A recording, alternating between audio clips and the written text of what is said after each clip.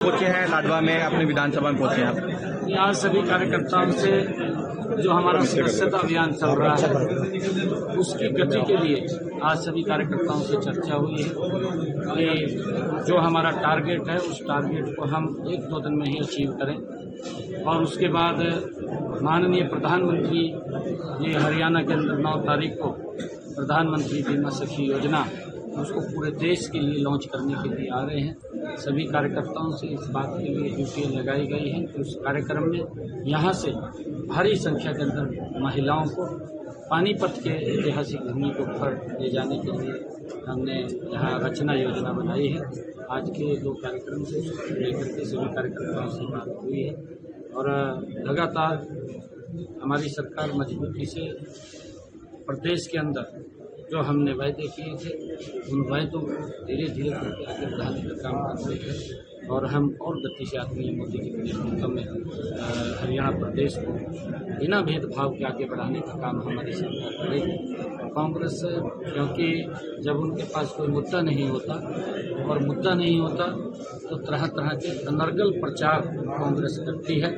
पहले तो वो झूठ बोलने का काम विधानसभा लोकसभा चुनाव के अंदर किया है और अब जब उनको हार का मुंह देखना पड़ा तो अब वो ईवीएम को दोषी ठहराने का काम कांग्रेस पार्टी कर रही है। ये दुर्भाग्यपूर्ण है। कांग्रेस अपने क्रियाकलापों की तरफ नहीं देख रही है, दूसरे किसी न किसी के ऊपर तोहमत लगा करके अपने आप को बचना चाहती है क्योंकि कांग्रेस पूर्ण रूप से उनके पास न मुद्दा है, न इनकी नीति, न नीयत है, न इनका नेतृत्व है और ये सदमे के अंदर घूम रहे हैं। ये इस प्रकार के इधर उधर के आरोप लगा रहे हैं। आज पूरा देश इनके उस झूठ को समझ चुका है। कांग्रेस को चाहे महाराष्ट्र है, हरियाणा है, उसको बाहर का रास्ता दिखाने का काम देश के लोगों ने किया है। आने वाले समय के अंदर नरेंद्र मोदी जी के ऊपर और बड़ा विश्वास देश के लोगों का, प्रदेश के लोगों का बड़ा है और मोदी जी के कामों को लोगों ने मुहर लगाई है और मोदी जी और गति से देश को आगे ले जाने का काम करेंगे।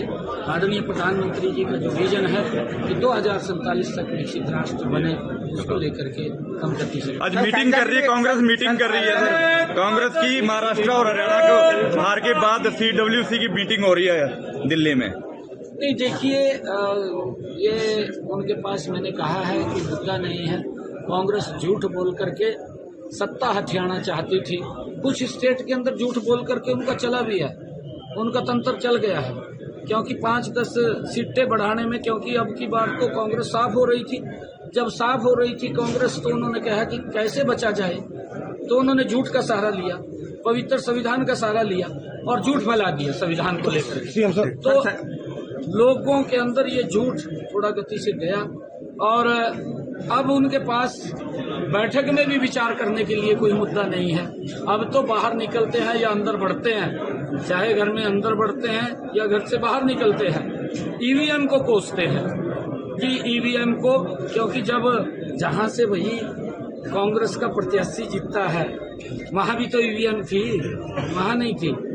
फिर झूठ क्यों बोल रहे हैं? झूठ नहीं फैलाना चाहिए। अरे उसकी क्रेडिबिलिटी के ऊपर कांग्रेस ये उंगली उठा रही है, दुर्भाग्यपूर्ण है और लोगों ने कांग्रेस को नकारा है। कांग्रेस के नेताओं को ये समझ आना चाहिए कि अभी तो ये हालत हुआ है, 2029 के अंदर बिल्कुल सुपड़ा साफ होगा, कहीं कोई दिखाई नहीं, क्योंकि झूठ भी नहीं बिकेगा। झूठ बिक लिया जितना बिकना था। For exclusive and insightful videos, subscribe to our new channel ABP Live Premium.